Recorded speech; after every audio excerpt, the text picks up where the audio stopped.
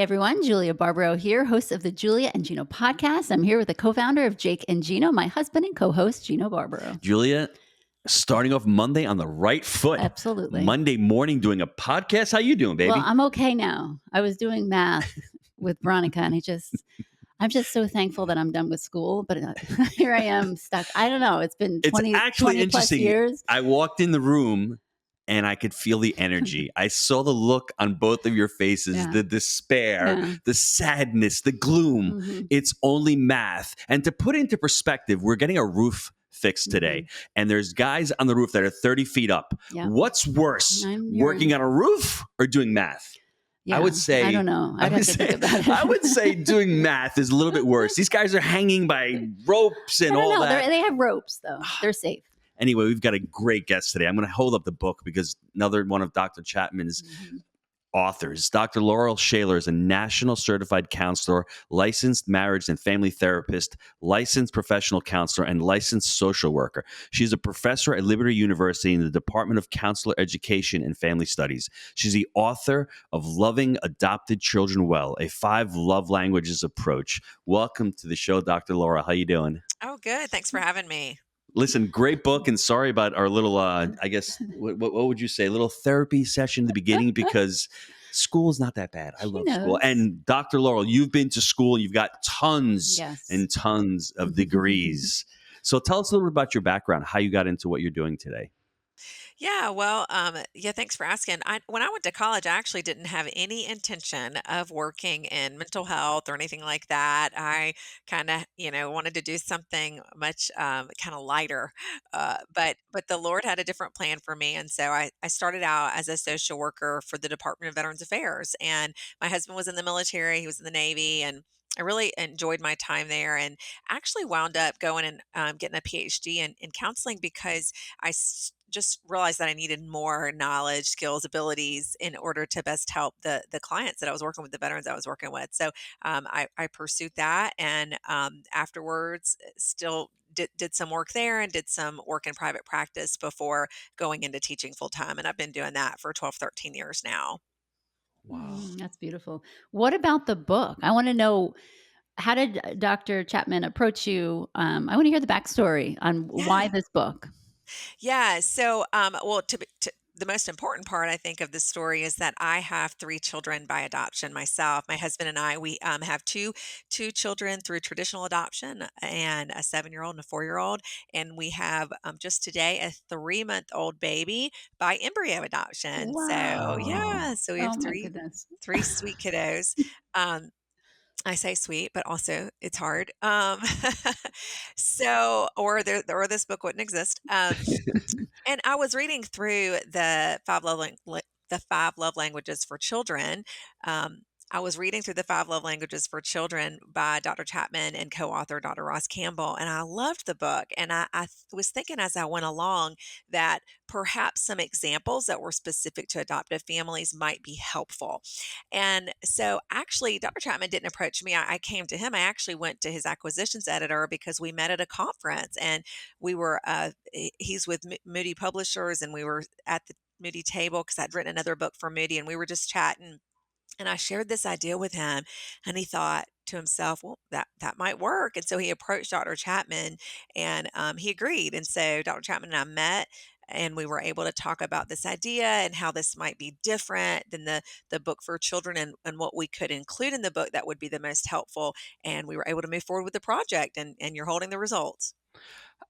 When I go back, being in high school and junior high school, I remember adoption was different. I remember that kid was adopted. And how has it changed over the last 30 or 40 years? I don't want to say it's stigma, but even like, when do you tell a child that he's adopted? That part And was different me and my for me. wife, we talked about it the other day. Yeah. We were talking about it with the children, actually, which is interesting. Because I said it's interesting because years ago, I feel like parents didn't know to say anything, so they didn't tell them until they were older, and then it was traumatic.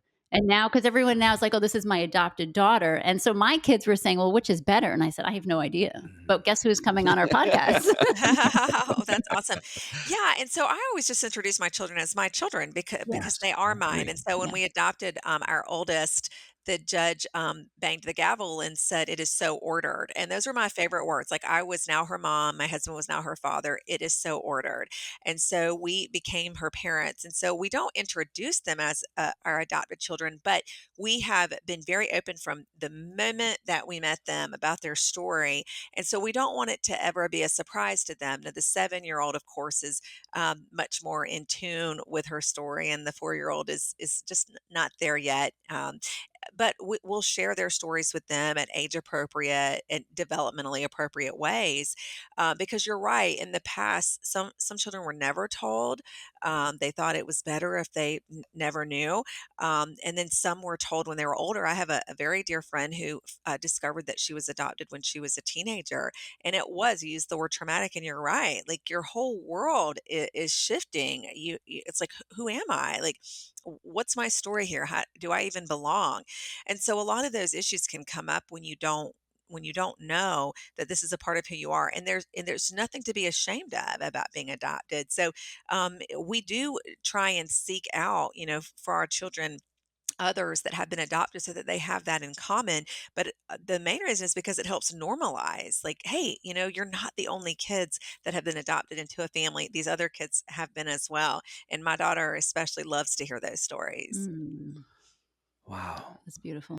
For me, when I think about it, this is probably obvious, but there's no real different way to parent an adopted child versus a child that's just born through parents. Is there anything different that you have to do, or anything different that you have to think of as you're parenting adopted children?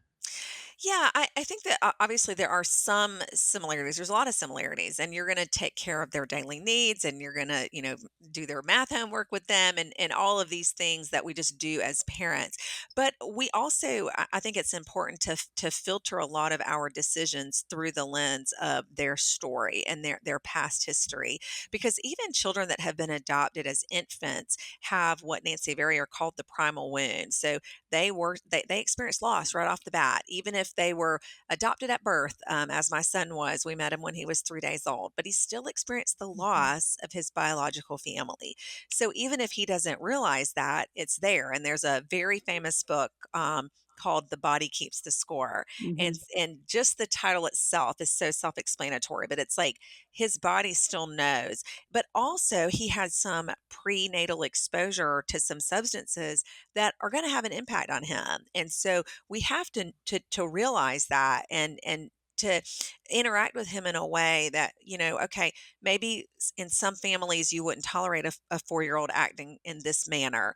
Well, we have to remember that he's had some other things happen in his life that might be contributing to that. And so we want to engage with him in a little bit of a different way. And it's not always easy. And of course, sometimes we mess up, or we kind of go to some default parenting, but we try and return to this idea of, like, trust and safety. There's a great protocol called trust-based relational intervention, or TBRI. And TBRI is wonderful, and it was designed by Karen Purvis out of Texas Christian University for children who come from hard places. That's the term that she used, and whatever that looks like.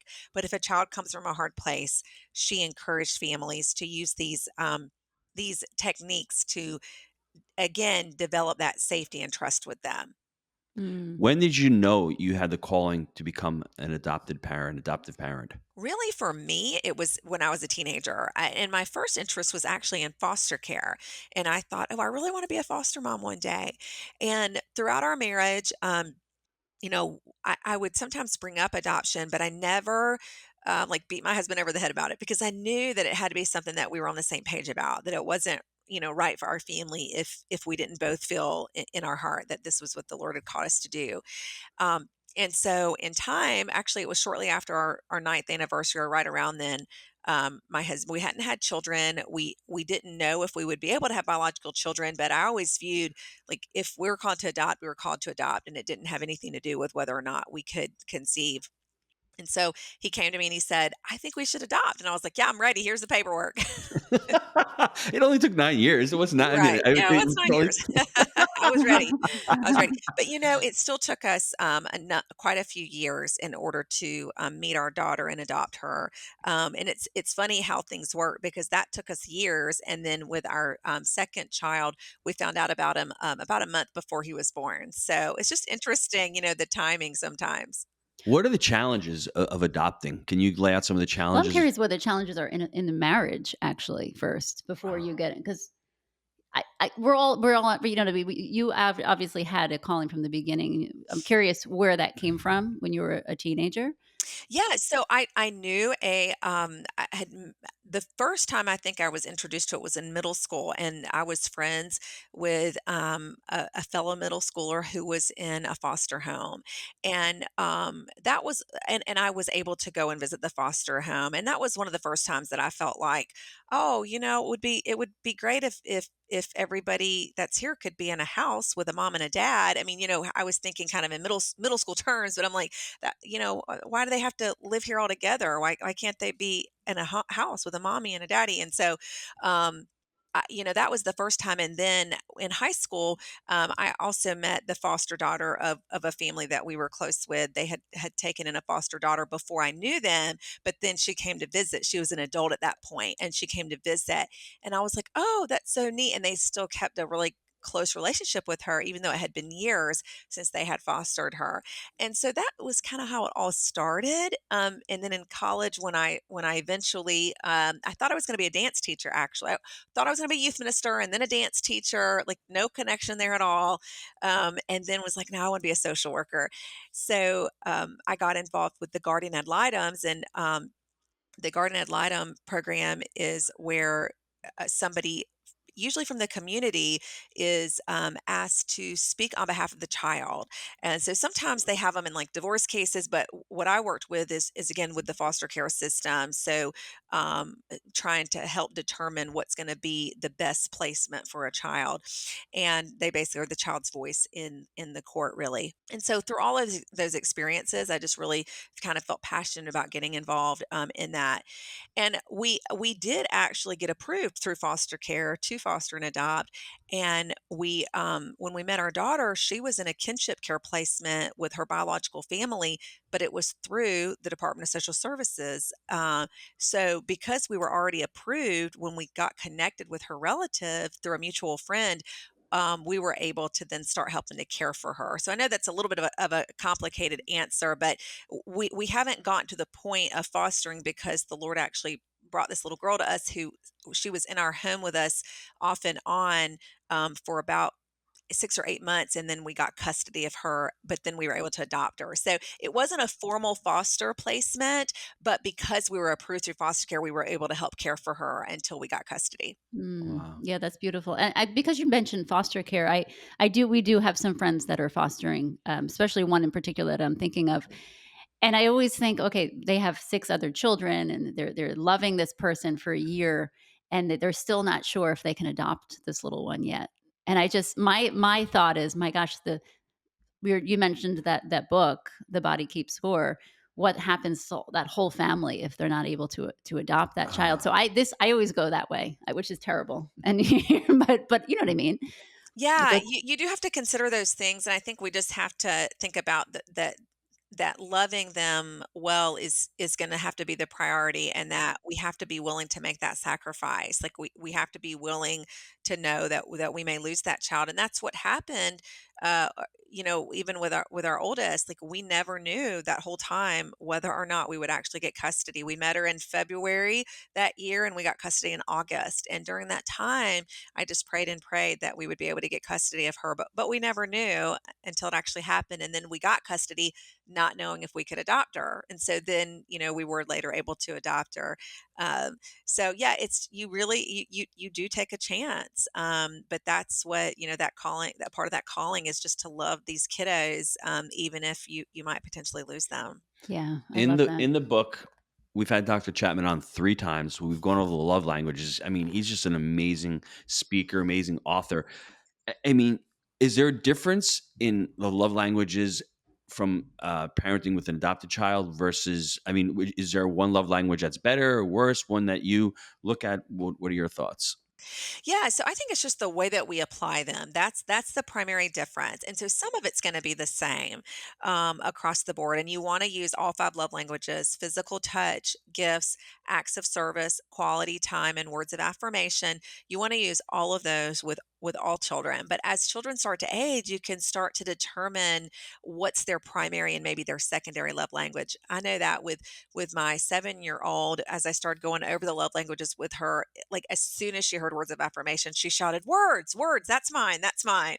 So, sometimes a kid just knows, like, this is what really speaks to me.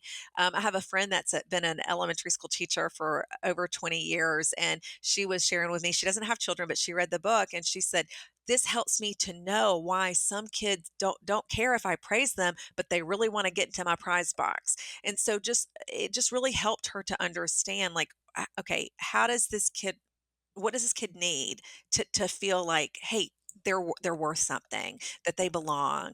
And so I think that that's a big part of it, is just recognizing what each child needs.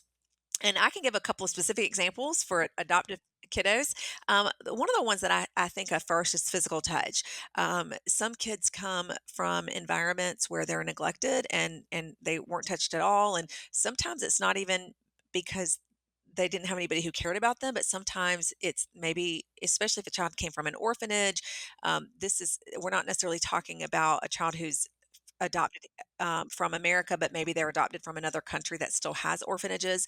Maybe they just wasn't a caregiver there. They just didn't have enough help. So maybe they just were neglected. Or on the other hand, maybe they experienced harmful touch, hurtful touch. Maybe they were physically or sexually abused. So when you have a child come into your home, you have to be really cautious about touch. Even for my 4-year old who had some prenatal exposure, like, there was a lot of sensitivity, just central nervous system sensitivity. So again, we had to learn what's the best way to interact with him so that it feels comforting and not like more irritating. So learning that child and what they need from you for touch, and not necessarily just coming in and saying, okay, this is my child, so I'm just going to hug you and love you and squeeze you constantly. But instead thinking, okay, maybe this child can only tolerate a fist bump, or maybe this child can only tolerate a high five. I was on an interview last week, and the mom had a great example. The host was an adoptive mom as well, and she said, for a couple of her kiddos, they would let her rub their feet. They didn't want hugs or anything like that, but they would let her rub their feet, and it became a part of their nighttime routine. So that was a great example of how to demonstrate physical touch to a child that didn't want any other type of physical affection. I have to Julia, say you can something rub real my quick. feet after the Thank you. podcast. I was gonna say that's a nice little one. It's interesting that you mentioned that, because my one of our daughters is a massage therapist, and she worked with another massage therapist woman who said a lot of people are uncomfortable with just basic physical touch. And she had this one woman come in once a week, and she just did basic compressions for like 10 minutes. And then over every week, she'd do a couple minutes longer. And after a while, she could actually tolerate, because some people just can't tolerate physical touch for whatever reason in their background. But over time, slowly, she was okay with it. She got full treatment, but she ended up to be happier and more joyful, and it actually changed her dramatically.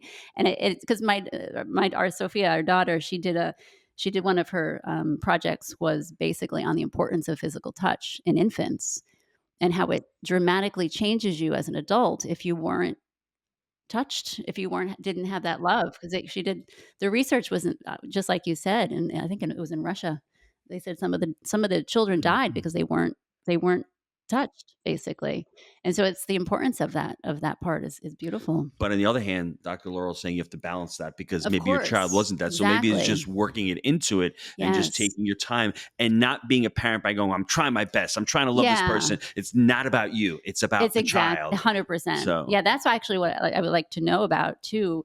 Um, is I know our intentions as parents, whether we're adopted or we had them naturally, is we love them, but do we unconditionally love them? Meaning, are we doing it for our own benefit? Are we having these children because we need something? Are we adopting children because we need something? And I think you mentioned it earlier, but I'd like you to mention it again, and maybe even more deeply, on your intention like you just because that's important. I think people are doing it maybe for the wrong reason in a sense, and I don't mean to be so direct, but go ahead. No, but you're absolutely right. Does our desire to parent, override what's going to be best for a child or a group of children? And so making sure that you are called to this because it's not an easy journey. And again, I say no parenting journey is easy, but there are differences with adopted kids. I had a friend recently very transparently share that because of some really hard diagnoses that one of her adopted kiddos had received, she had been turning to alcohol and she's actually on her way to rehab. And she's been very open and shared it far and wide and asked for prayer. But it's just that realization that it is hard. And for some families, it's harder than others because of whatever challenges their children come to them with. So you have to make sure that you're as prepared as possible. You can never be fully prepared to parent anyway, but that you're as prepared as possible and that you know who your social support network is and who you're going to reach out to for help, and that even stuff like what does your insurance cover, like what services does your insurance cover, that type of thing, so that you can make sure that you can get the different therapies, occupational therapy, mental health counseling, physical therapy, speech therapy, psychological evaluations, whatever your child or children might need. So you just want to make sure that you're striving to be as prepared as possible. I know I've had people so kindly say through the years, "Oh, your kids are so fortunate to have you, so blessed to have you." But then again, I feel like that becomes about us, and I say, "Well, but Mhm.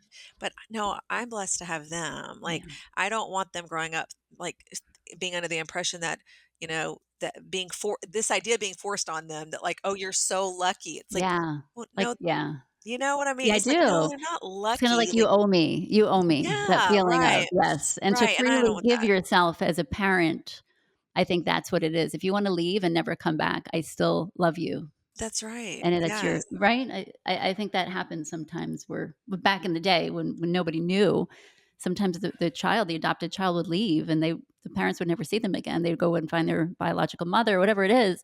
And some people I heard someone say, "Well, you kinda wasted all that time." And I was like, It's "Oh not a my waste of gosh." time. Yeah, I But know. no, that's it's what people not Yes. say. wasted time because Yes, it's you've poured into exactly. that child. And Right. I always come back to like this child belongs to the Lord. Like each of my Yeah. children belongs to the Lord, and that they're just mine to raise. And I'm going to do the best that I can for however long they're with me. And I hope it's for the rest of my life that they're with me. In my life, not necessarily like in my home, but in my life. Because I do. I want to help raise productive, people who can go on to have their own families and their own careers, and so that's a part of the calling that Lord has placed on our hearts.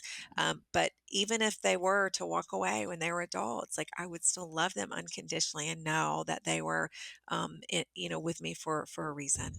Dr. Beautiful. Laurel, if I'm considering adopting, where do I even start? Can you give me some tips on what even processing it? I think you did a great job about speaking with your spouse, not pushing your spouse, although you can plant seeds. My wife is really good at planting seeds. She's a master gardener. And then before you know it, she's like I Jedi think mind I tricks, think like, I taught hey, I think we can do that. I It's think like, I taught the kids too well. The kids know how yes, to do it too, great. or But girls. give me some ideas or some tips or some start off points where if I'm considering it, what should I start doing? Yeah, so of course, definitely prayer is going to be priority, and if you're married, discussing with your spouse, and of course, there are single or solo parents that adopt and do a wonderful job as well. I think there's so many different ways that you can adopt. You can go straight to your state Department of Social Services, Department of Children and Families. Every state calls it something different. There's usually children who are already eligible to be adopted. Or you can work through the foster care system, and of course the goal for foster care is reunification with the biological family. So foster care is designed to be temporary. Sometimes it doesn't work out that way and that child becomes eligible to be adopted. You can also go through an adoption agency or through an adoption attorney. um, and there's just two different, avenues. I would say be very, very cautious and do your due diligence to make sure that you're working with a legitimate agency, and even so much as talking with the attorney general's office of your state to make sure that there's no claims against that agency, because unfortunately, just like in most industries, there are scammers out there, and there are agencies that use very sketchy business models in order to receive as much of your money as possible. Um, and they play on the Oh. desires of vulnerable people. If I'm a family member, how do I? It's hard. Let's say my brother adopts children. Is there any way that it's hard to answer the question, but is there any way that I should act, or should I act differently, or Mm. what do I say? What don't I say? Is Like, I'm how comfortable? do you if okay, yeah. Yeah, I'm just trying to phrase the word. I'm looking at my brother and he's adopted kids. Do I act? Do I treat them differently? In my eyes, they're his kids. Those are his kids. But some people may not look at it Mm. that way, and they may be biased, or they may be, Just just uncomfortable? uncomfortable with it. Yeah. Is that what you're Do you have any ideas or any tips for people that have brothers or sisters or family members that have adopted kids? Yeah, I mean, I definitely think you want to treat them equally. Like, if you're giving a gift at Christmas to one of his bio kids, you're going to want to give something of equal value to the child who's been adopted. I mean, I know somebody who was the adopted child, and the grandparents never, treated him the same. The Yes. biological child always got more, and it's like. And so that's something that we never want to make a child feel less than, or feel like they're not equal to the other children. And also, just like I try and educate people as I go. I once had a lady ask me some questions about my child's mom, and I said, well, I'm her mom. And she said, no, no, her real mom. I said, well, I'm her real mom. And I knew what she meant. I was just Yes. like needling her a little bit, and Yes. she was like, well, I'm talking about her biological mother. I'm like, oh, okay, her biological mother. Because I was just like, kind of, again, just trying to help educate in that, in a way. Like, Yeah. and sometimes, and this was somebody I'd known for a long time, but other people I might say, are you referring to her biological mother? Just again to clarify, so just so we can kind of do the education as we go along, so that there's no confusion. I am the mother of my children. I am not their biological mother, but I am their mother. And for my youngest baby, I'm also her birth mother. So that complicates things a little bit as well. That's exactly what I'm talking Yeah, about. I yeah. couldn't get the words out No, because you I didn't know how to frame it, because yeah, I know that if I have two children and yeah, one's biological and one's adopted, I'm not getting someone $1,000 gift and someone that no. makes no sense to me. But just to somebody who's not even aware of or who's thinking about it is really, really important. Now, when you have siblings, is it more challenging when you Mm. have a mother who is a biological child and then adopts? Is there a different dynamic in that household? Well, I've talked with a number of families that have both children who have been adopted, and they have biological children as well. And there are some challenges that they encounter. I remember meeting one mom at a conference a couple of years ago, and she had numerous biological children and one adopted child. And the child who had been adopted did feel less than the other children. And we talked about some different ways that she could continue to help the child, but at that point, the child really needed some additional help, and so she was going to pursue counseling to help her, because sometimes it's internal, and like the parent may be doing everything that they can do, and there's really nothing different that they can do. They're spending quality time with that child separate from the rest of the children, treating them just the same, giving them the same gifts, paying them the same amount of attention, doing all the things the same. um, Now, sometimes it might be that the child needs a little extra attention for a season so that they can see you're really, really valuable. But again, we balance that with making sure we don't make the other children feel less than, right? So it's a constant balance. You've got 6 kids. I come from a family of 5. Having that individual time with each child, it could be tough, but it can also be really important and Yeah. helpful. I think too, like you said, as you were talking about that, it's even if you don't have adopted children, there's always that one that feels whatever it is. And I think that's interesting when you were talking. And like, even siblings, if you think back to your own siblings, one of them felt left out all the time. And I think we kind of overlook that. Maybe we overlook the biological kids. It's Yes. like, oh wow, some of them do feel left out. Maybe I actually did this recently. I had my kids go. I sent them all on our family chat, the 5 love languages. You can do Oh, if you go on their website, you can do what The are my five quiz, love? The yes. kids thought it was great. And I'm like, isn't it great that I know now? And I love that most of them did not have that they love gifts. I was like, okay, so you don't love gifts. Well, that's kind of nice. I got to tell you that because my You didn't husband tell me is the that. gift giver. Yes, I He love loves gifts. buying gifts for people. Yes. Yeah. I don't like to receive gifts, but I love to buy To gifts. give It's really gifts. weird. Yeah. Yeah. But Yeah, that's it's really helpful. I strange. encourage everyone to go on there, send it to your children, even if they're adults, it doesn't matter because it's nice to know. And a lot of us don't know what their love language is. And we just try to give what we think they want. Mhm. And something's not right. Right. So I love that. Yeah. Dr. Shaler, what does the future hold for you? You're going to continue to get more PhDs. You're going to continue to write more books. What does it look like for you? Well, I think I'm done with education, but you never know. Um, It doesn't sound like it. it's Yes. You're young. it's a fun pursuit. Um, our focus is just on raising our kids to the best of our ability, and working. I'm a full-time professor at Liberty University, and so I'm going to still be teaching and hopefully being able to continue to share about how to love adopted children well. Before we go, I actually have one because I I'm touched on sorry. it for a second, and then I want the impact on the marriage because a lot of times it's like, yeah, we both agree, and one of us actually has a stronger desire than the other, and maybe it comes out later on that maybe husband or wife didn't really want to as much as they thought. Have you seen a negative impact on marriage years on after?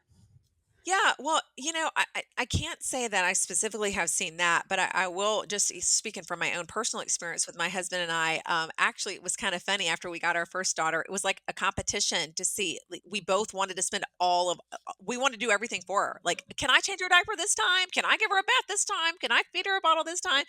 Because we had waited so long to have a child. We were married 13 years, and so it was like, so I think that we really kind of went through a season where we had like reconnect as a couple because we were so invested individually in taking care of our daughter, but it's like we have to make sure that we stay connected as a couple. And then the other thing is we're not always on the same parenting page. We don't always agree with how best to parent our children. And my background as a social worker, counselor, all that. And his background is military. So you can imagine that there might be, he's not the warm, fuzzy, empathetic guy, and so just kind of, helping each other, balancing each other out, being willing to like, sit down with counselors and be, okay, this is what our child's going through. What's the best way for us to approach this child? And I think that those are the things that we have to be aware of as a couple. Yeah. Yeah, I love that advice 100%. And I even if you don't have adopted children, I, I listen to that advice because that's awesome. Dr. Yeah. Shaler, where can the listeners get a hold of the book and find out more about you? Yeah, so the book's sold on Amazon or wherever you buy your books, and my website is drlaurelshaler.com. Laurel, Laurel, That's right. laurelshaler.com. Love So it. I'm going to wrap it up by I would saying love that. Dr. Shaler was a young teenager and she said to herself, I want to adopt. I mean, when I was a teenager, I just wanted to play soccer. I wasn't thinking big picture. So You're a I give you a man. lot of You're a credit. guy. But then, you get into your 20s and you're like going to either do the Roomba or the salsa or the tango. And instead you go into social work, which I think is an amazing calling. It's such a difficult calling. And then all of a sudden you start racking up all these licenses. I can't even keep Mhm. track of how many licenses you have. You meet Dr. Gary Chapman, you read his book, you already write a Moody book, and you say, hey, I've got this great idea of writing a book about loving adopted children. And I think it's phenomenal. I think right now having an understanding of there is a need out there. We need to have people adopting children, and all of the content that you've written in the book, all of the research you've done, all of the experience that you have conveyed through the book can help somebody out there. And even if you're not adopting children yourself, you still know children who are adopted, family members, having the empathy and the understanding to deal with them and to love them just as if they were your own. And what you said that really moved me was you were going to grow these children and you grow them unconditionally, and there's nothing in it for you. All you're doing is you're doing it for the child, and you're loving the child unconditionally. So we just want to thank you for being on the show. Thank you so much for having me. Anything else, Jill? Yeah, and it was a beautiful wrap up. Was it? Yeah, you did good.